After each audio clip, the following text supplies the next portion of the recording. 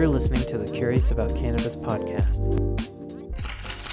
And going back to something you mentioned about autism, the link between mental health, gut health, the immune system. Yes. You know, that's coming up. There's been some newer research that's come up about schizophrenia that's shown the exact same thing. Absolutely. That the gut is influencing, the mental health. And brain inflammation too. Yeah, and through immune system responses and inflammation and all of that. And that it's this cycle and system that's happening. And if you're just trying to treat the neurological piece and you're not treating the gut health piece, the inflammation piece, and all these others, then you're fighting kind of a not necessarily a losing battle, but a very, very difficult battle to win if you're not, taking those other pieces into account. And there's actually a diet, it's called Gut and Psychology Syndrome, or GAPS diet, that has shown some great promise, actually reversing symptoms of schizophrenia and bipolar, borderline, some of the big ones. Yeah. Just by healing the gut. Yeah. By changing the diet, by cleaning it up. So, Yeah. I mean, it's all connected. And I've even heard things like leaky gut syndrome means leaky blood-brain barrier.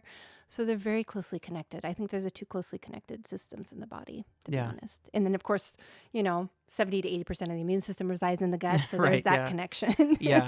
It's like just that little piece. Yeah, no big deal. Yeah, right. Yeah. Just ignore it most of the time, but And I think most autism begins in the gut. Yeah. So it begins with gut impact. Yeah.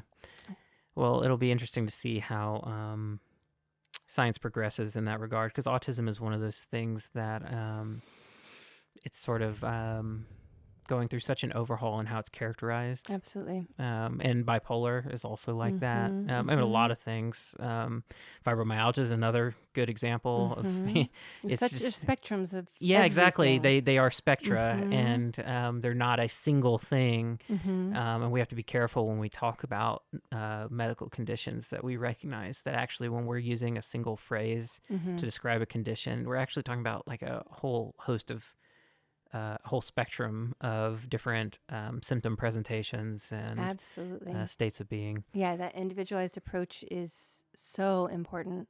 And, children with autism, I see some that are on the higher functioning and they have social anxiety. Yeah. Maybe some other difficulties with ADD, ADHD.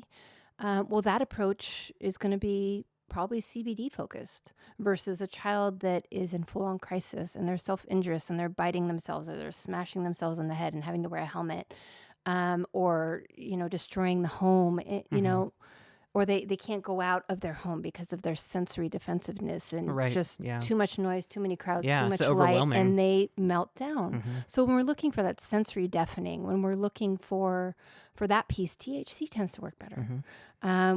Self-injury, I translate that to mean pain. This child is in pain, and they're, my daughter used to knuckle herself in the sternum till she bruised. And the sternum, as a nurse, is where we would rub a patient if they were unconscious to see if they were responsive to pain, because it's a very sensitive area. Yeah. And she would do that till she bruised. And I thought, gosh, why would somebody do that? And then here we are with the answer, endorphins. Wow. They're after their own body to release endorphins, which is the natural pain relief.